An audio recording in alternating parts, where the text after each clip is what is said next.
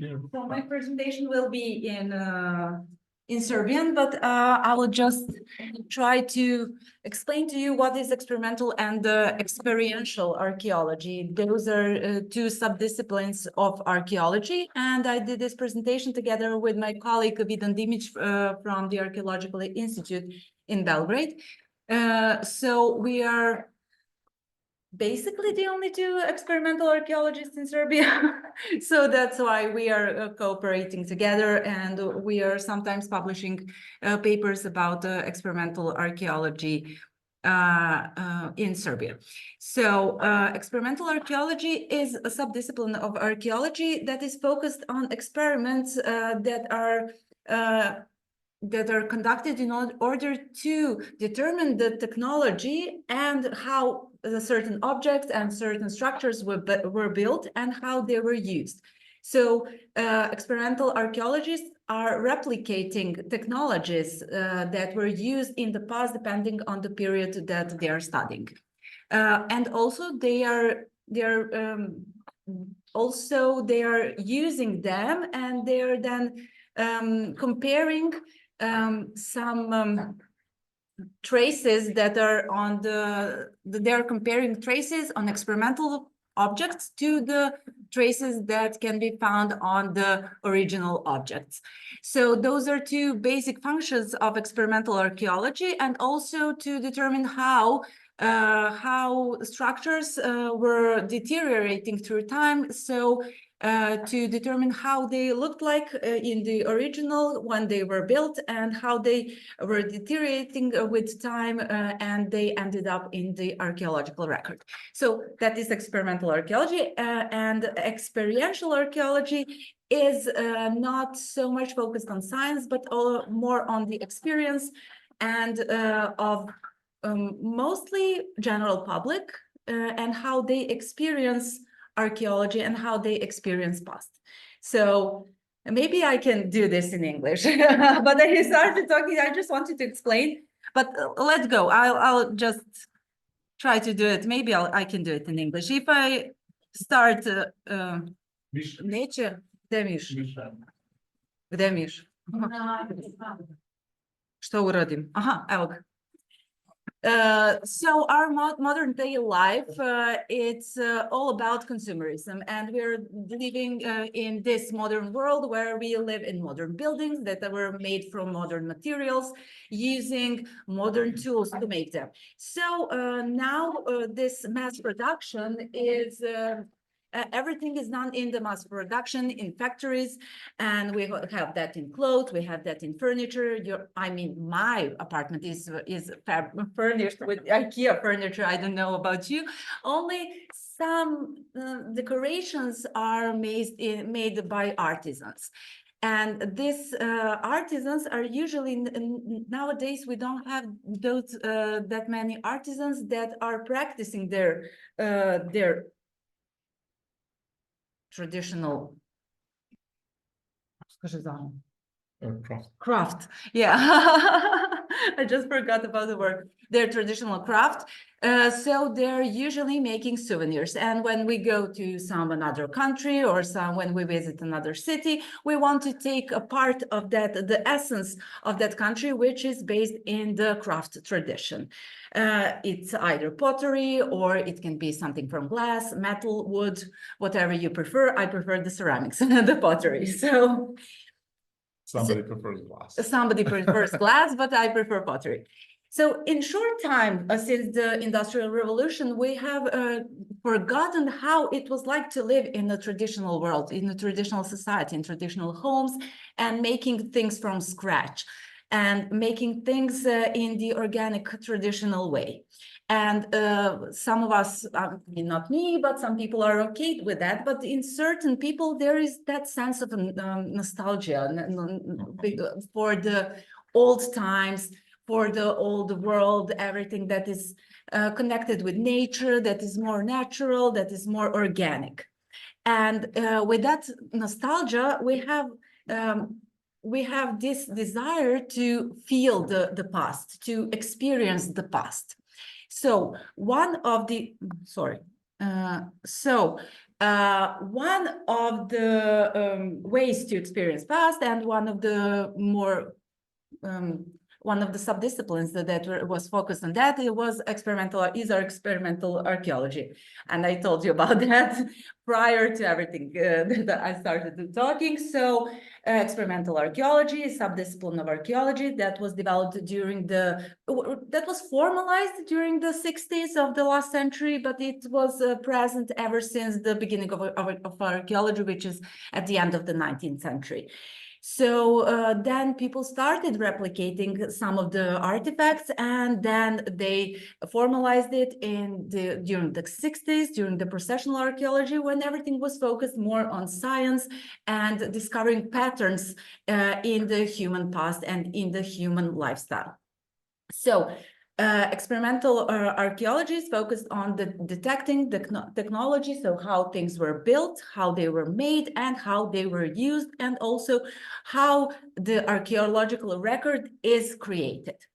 So during those years when experimental archaeology was formalized, they started building, experimental archaeologists started building big teams. So those teams had to have had to have space to conduct their experiments.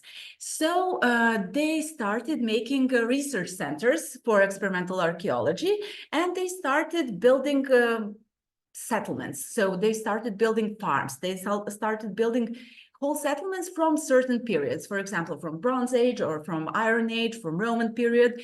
And one of those is this ancient farm in Butser in England. So then they saw that they can open those centers, those settlements, they can open them to public.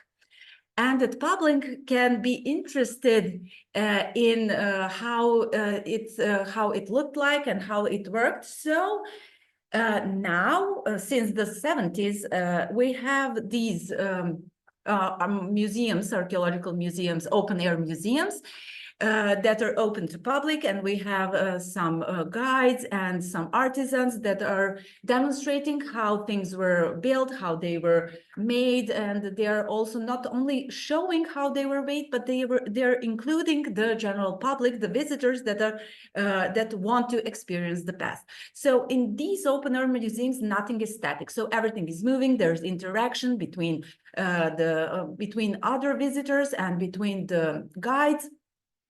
And there are also some of them, like Butser and Lejre. Lejre is in Denmark. It's one of the oldest and the best open-air museums in the world. They also offer options to stay there for a couple of days, couple of nights, and to live in this village, so to experience the past by yourself. So you experience how you live without running water, without electricity. You're staying in those beds. So you're also eating and preparing the food that was characteristic for that period. And in that way, you are like traveling to time. You're going back to the past, and you're experiencing it by yourself and for yourself. So with that, by that experience, people, the visitors, are learning about the past. Sorry. Okay. So museums. No. So open-air museums are just one form of the experiential archaeology. So open-air museums that are open, that do not have that experimental component, but the part that is open to visitors is part of the experiential archaeology, and that's only one part. The other parts are like documentaries that are showcasing the lifestyle of the past, also YouTube channels that are dedicated to all the crafts and to ancient technologies. And also all of those, everything that is showcasing how things looked like, not necessarily how they were built or that they are. Oh, no, that will be in the next slide. I'm not going to talk about that now. So the experience is that you are the one who is making and using those objects and those structures, and you are discovering for yourself and by yourself the properties of those materials and those technologies. You're not following the exact technologies that were documented in the archaeological record, but you are doing that by yourself. You are experiencing how clay is behaving, if you have to add something to it, or it can be modeled by itself. So it is more or less the experience that you get by yourself, on your own. And it is a way to experience the past from the modern, from the now, from the accumulation of your own experiences, like what it's like to be next to the fire when you are cold and there's only fire that can give you warmth, what it's like to be in the wild and you are trying to locate the exact wood, the exact trunk to make, for example, a boat, or the adrenaline that you get when you're going hunting with traditional tools.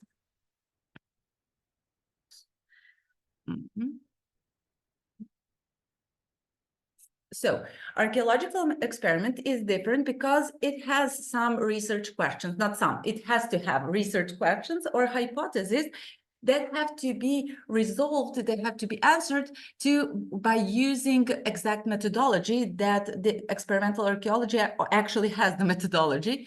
And everything in the experiment has to be documented, it has to be photographed, it has to be recorded in order for you and others to replicate the experiment. Archaeological experiment also creates an experience. So when you do an experiment, you also get the experience which can help you to make new hypotheses or to modify the old hypothesis. It also gets you the empathy to understand those people in the past. For example, my experiments are focused on the ovens and architecture, mud architecture, earthen architecture, and here you can see some of the experiments that we have done. So I usually was stamping on the clay and mixing it with chalk or with straw to create daub, which is mud plaster. So when this is everything, the houses, Neolithic houses, and this Neolithic oven is made from daub, which is a mixture of clay and straw or clay and chaff. So it's mixed with water and it has to be mixed really well in order to be plastic enough so you can model from it. Not too plastic, but not plastic enough. And it's created with feet. You're mixing it with your feet, and it's, oh my God, that's so tedious and so boring, and your feet are so dry after that. So I got the empathy for the people from the Neolithic period. And from Suez Canal constructing. And from Suez Canal constructing.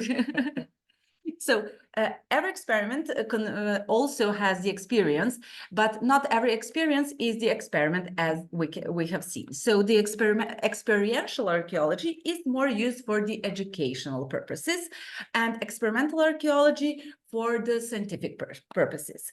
But there is also this cooperation between experimental and experiential archaeologists, so between experimental archaeologists and open air museums. Because as you have seen, this was done in one open air museum in Serbia, and we were contracted but not paid to do experimentally, to construct experimentally an oven. This is an oven. This is like this is, oh my God, I forgot how to say it in English. It's clay bin for storage bin. It's also made from daub, and these two are small clay tables that were also, those were structures and furniture that was found inside Vinča culture houses, late Neolithic houses in the Central Balkan region. So we were, they have this as a part of their exhibition in the open air museum, and we got to conduct the experiment, to record it, and they should have it was planned to make a part in that open air museum, to be a part of their exhibition, also the process of this experiment and how experimental archaeology works, but they didn't give me money, so I didn't give them the data. So Fair enough. fair enough. So here we have some of the examples that were in Serbia, that were done in Serbia in the last 12 years. Yeah, in the last 12 years. Some of them were conducted by me, some of them by my colleague Vidan DIMIĆ, and this is one of the first one. It's this is the reconstruction of a Roman pottery kiln. It was conducted it's located in the Ethnopark Ravna near Knjaževac. It was built in 2013, and it was part of the Serbian-Spanish collaboration between the National Museum of Serbia, Homeland. Homeland Museum of Knjaževac, and the Institute of Cervantes. And we had one oh my God, how do you say builder? Yeah, builder from Spain. This, you can see him. He's wonderful. He's an older man, Jose, and he is the master builder. And he came from Spain in order to do this pottery kiln. This was a pottery kiln that was made for mass production of pottery, not for fine pottery, but for mass production. So everything, so for pots that you're using for cooking and for middle class pottery for the middle class people. So it is really huge. It had two. This entrance over here is for the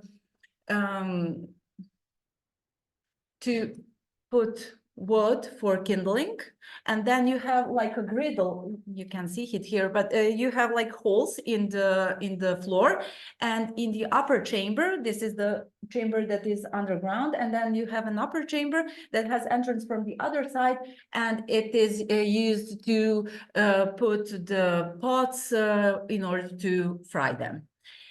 So it was never used. Actually, it was never fired, but we made it a long time ago. It's still standing, and the plan was to make souvenirs. So to make some experimentally and some not experimentally pots, and to fire them and sell them as souvenirs, which is the combination of experimental and experiential archaeology. Another one is the making of replicas of the figurines of goddesses from Blagotin. It was conducted in 2014 between a museum collection of National University of Trstenik and Faculty of Philosophy in Belgrade. And it was conducted by me, and it was the aim of this project was to make replicas of these outstanding figurines that were from the early Neolithic found at the site of Blagotin, and they date from the early Neolithic times, and they're truly spectacular. You can see over here maybe how big they are, and they're really unique. For now, they're a unique find, and our aim was not to fully do experiments, but to try to replicate how they were fired. Not how they were made, but how they were fired. We didn't succeed, which is also, that is the point of the experiment. That is also the result, that how we thought it can be done, it can be done in that way. And the local community was also involved, and they're really proud of these figurines. They really see that as part of their identity. And we had an exhibition at the end of this project, and the local community was so excited to see these figurines, because they are now in the National Museum of Serbia. And back then they were not showcased for more than 20 years, I think. Not 20, but 15 years, nobody saw them. I think that they were showcased for the last time in 2002, and after that for one night in 2014, and now they're part of the permanent exhibition in the National Museum of Serbia. So they are really proud of it, and we left them one replica that was made in gypsum, so they can show that to their visitors. and they're really lovely people. And this is Sta Park that I wasn't paid for, and it's in Sta Park in ĐURIČIĆ in Jetina Valley. It was built between 2020 and 2022. It was opened in 2022, and it is the reconstruction of a late Neolithic village, winter culture village, and there you can find replicas of objects and of houses, different types of houses, and also you can see our lovely oven. Also, there is program with guides, interactive, yeah, with children, and it's really nice. It's really nice. So if you are in the area, you should visit them. Yeah, it's really nice. It's probably the best open air museum in Serbia, because others are okay. And finally, we have something from this year, and it was a workshop for children between 8 and 14 years old, and this workshop was conducted in the archaeological park of Viminacium. It was conducted by Vidan DIMIĆ, and it was part of the summer camp for kids. It consisted of one lecture about the life in the Neolithic, life in the past, so in the late Neolithic winter culture.